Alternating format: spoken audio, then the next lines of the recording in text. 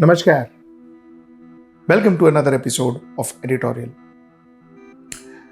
You see, one feels very cheated, very conned when political party who rise to power calling others corrupt, calling every industrialist corrupt, calling other politicians corrupt, and coming up calling themselves Aam Aadmi's Party, common man's party, saying that we will eradicate corruption, when such parties misuse public funds and public trust to try and build their own image or to try and take political mileage, one feels sad. And that's exactly what Aam Aadmi Party has been doing.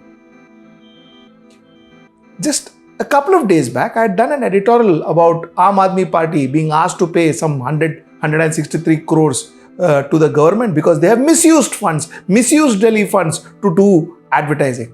Just 2 days back, I had done the editorial. And today, I saw this ad. This ad is about free clinics, free medicine, free treatment. This ad is about that. Where are these free clinics? Not in Mumbai. These free clinics are in Punjab. The advertising front page in Mumbai. Why are they doing it? Acha, now the core of this is 500 Aam Aadmi Clinic. 500 Aam Aadmi Clinic. Who is it helping? Who is this attention being drawn to? Aam Aadmi Party. They are building their brand. And you know who is paying for it? The government. Somewhere here, in small line, the Department of Health and Family Welfare of Punjab is paying for it. In small line here, right under it.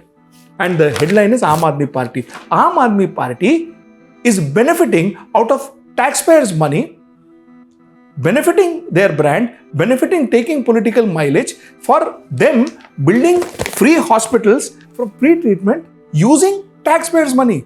It is not that Aam Aadmi Party is putting from their pocket. They are using taxpayers' money to deliver free treatment, and they are using taxpayer money to promote themselves. Aam Aadmi Clinic promote themselves. If you don't call this misuse of funds, what else would you call misuse of funds? Using photographs, of course. He is not the first minister to use photographs. When the Prime Minister uses his photograph on various government projects, which is normally funded by taxpayer. So that too. But imagine the blatant misuse of funds. And even after so much furor, arrogantly, blatantly misusing funds. I don't know if people who support AAP, if they are seeing this editorial and if you still feel all this is right, then I am surprised. Because if you want to promote AAP, nobody stops anybody from promoting any brand they want. But promote with your own money, not with government money, not with taxpayers' money. Promote with your own money. And mind you, let me tell you what I told last time, I repeat myself. When I say taxpayer, I don't really need just 2% of the society. I mean every individual in this country is a taxpayer. Because for even from pin to plane, you have to pay GST. So every individual in this country is a taxpayer, and you are taking that individual's money. A person who is struggling to meet his 2 square meals, you are taking his money from his pocket and advertising and putting your face in national newspapers and front page. I say that is because this is the most expensive ad in the entire broadsheet, entire paper. It is the most expensive ad, and you are taking this.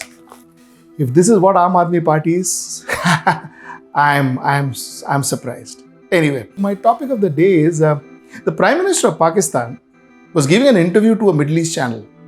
And during his interview, he said, listen, you know what? We need to talk to India. We've learned our lessons and we need to talk to India. A very wise statement he made.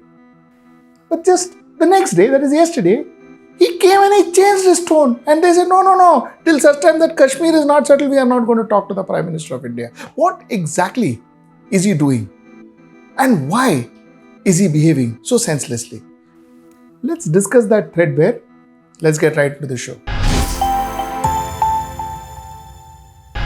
Okay, so the Prime Minister of Pakistan, Shehbaz Sharif, gave an interview to a Middle East channel, a Middle East television channel, where he made a few statements which I thought made a lot of sense. He said, we have had 3 wars with India. And they have only brought more misery, poverty and unemployment to the people. We have learned our lessons and we want to live in peace with India, provided we are able to resolve our genuine problems. He went on to say, my message to the Indian leadership and Prime Minister Modi is that let's sit down on the table and have serious and sincere talks to resolve our burning points like Kashmir. It is up to us to live peacefully and make progress, or quarrel with each other and waste time and resources. India is a neighbor country. We are neighbors. Let's be very blunt. Even if we are not neighbors by choice, we are there forever. It is up to us to live peacefully. I thought a very sensible statement that he made. Very sensible statement. But the very next day, he went back to his country, and possibly because of political pressures, because it was important for him to stay in the chair, things changed. Next day, the Prime Minister's office, that is Pakistan Prime Minister's office, clarified that talks with India can only take place after the country reverses its illegal action of August 5th, 2019, which was aimed at illegally altering the demography of Muslim majority states of India occupied by Kashmir. Without India revoking these steps, negotiation is not possible. So, the Prime Minister said something, and the next day morning, boom, everything changed. Before I get into this editorial, let me first say that with this editorial, I am not trying to put down Pakistan or look down at Pakistan or insult Pakistanis. No way am I doing it. Point number 2 is, I do not consider an average Pakistani to be my enemy. On the contrary, I consider a Pakistani to be a potential friend. With that as my premises, let me make my opinion. Point number 1. You see, let's first just talk about Pakistan and its economy. Pakistan in the year 2018 had a GDP of $356 billion. 2019 fell to $320 billion. 2020 fell further to $300 billion. 2021 it's gone up a little to $348. Pakistan's economy is not doing well. If you look at per capita income, the per capita income of Pakistani is $1,620 billion in 2018, and today it is $1,505 billion.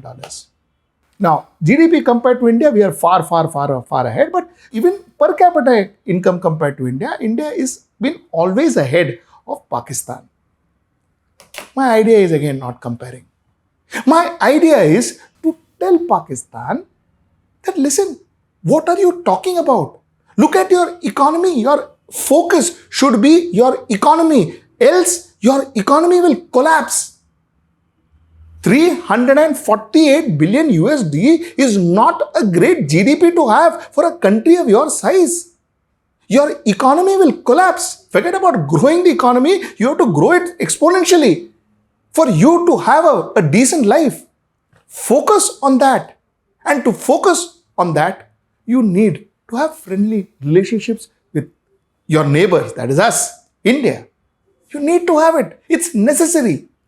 Okay, number 1. Number 2, who are you Pakistanis fighting for? Who are you fighting for? For Kashmiris? Kashmiris are Indian citizens. Compare a youth in Pakistan versus a youth in Kashmir. A Kashmiri youth have got few of the best colleges, best institution to go and get educated in his country called India. He's got the IIMs, the IITs, the Bajajes, the BITS Pilani. He's got one of the best institutions in the world to go and get educated in. Can you say the same thing about Pakistan? A Kashmiri youth has got aspirations like Indra Nooyi, like Satya Nadella, Sundar Pichai, his fellow countrymen who are heads of Google and Pepsi and Microsoft and so on and so forth.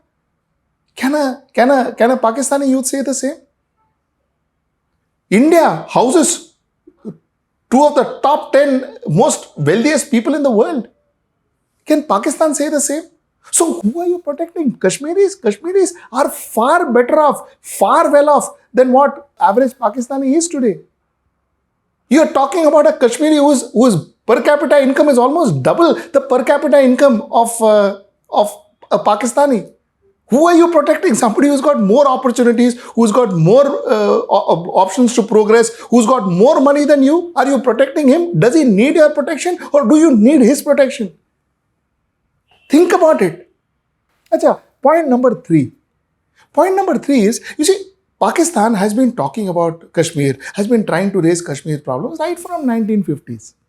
ठीक है ना? You've been trying to raise the issues. Has anybody listened to you? Has the world listened to you? Are they supporting you? Are they with you? If they were with you, by now there are a lot of people who would have intervened, wouldn't they? They haven't intervened all these years. What are you waiting for? What are you hoping for? Thirdly, you're talking about Muslims. You see, a self-respecting Muslim in India would never want to migrate to Pakistan. Believe me, you. Not only because this is his motherland, also because the opportunity for him or her to grow in this land is 1,000 times more than the opportunity for him or her to grow in Pakistan. The lifestyle that he or she enjoys in India is far, far, far better than the lifestyle that he or she will enjoy in Pakistan. So who are you really fighting for? Think about it. Who are you really fighting for? Who is listening to you? Isn't it more important for you to ensure that you take care of your own interests? And I don't say this as, again I repeat, I don't mean to belittle Pakistan. My point is, isn't it time to ensure that you take care of your own interest first? Last point from Pakistani perspective. If Pakistan manages to share great relations with India, look at the kind of investment that will come through to Pakistan, because for India to invest in Pakistan will not be very difficult. Culturally, we are more or less the same. Language, more or less the same. Indian companies, Indian conglomerates coming and investing in Pakistan will be easier. So many youth would get jobs. The opportunities for youth there to come and study in Indian colleges, Indian schools, Indian institutions. Opportunities for youth to come and work in India. Opportunities for youth in Pakistan to come and do business in India. Business with India. Look at the opportunities. The economy, the current state of economy of Pakistan can change dramatically if they build bridges with India. The point that I'm trying to make to a Pakistani is that your government, for their votes, their own selfish reasons, they are trying to create this wedge. But this wedge is finally going to harm you. That's the point I want to make to Pakistanis coming to India from an Indian perspective. I am not saying, therefore, our per capita income is great. We too need to build our economy. We too need to build our per capita income. We too need to build our infrastructure, our resources. Good relations with Pakistan will help us, because having a neighbor whose economy is collapsing may harm our economy, may harm our national security. So that's the point number 1. Point number 2 is Pakistan is a huge market. It's a good market.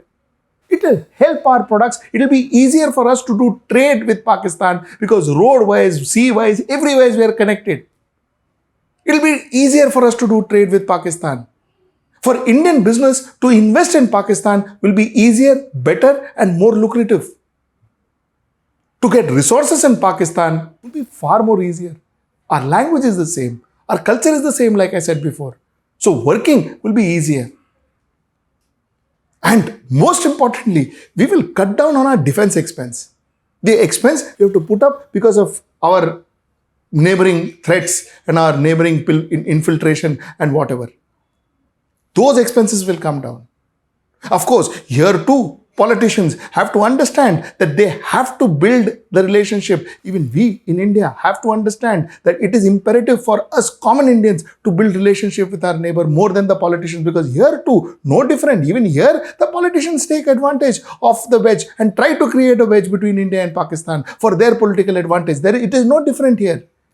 So the benefit of both the countries, Pakistan and us, it is imperative that we have a dialogue, come to an agreement, and somewhere down the line, try and build relationship. As far as Pakistan is concerned, bhai, khud ka dekh lo. Take care of your own people, take care of your own self. Then you talk about taking care of others. First, take care of your own people. This is the point I wanted to make today. Till I see you next time. That is tomorrow at 10 o'clock. Namaskar. To know about the latest updates on our new news app, go on your Android or iOS, search for HW News Network. Download our app, choose the language you prefer to get updates in, and be up to date with the latest news.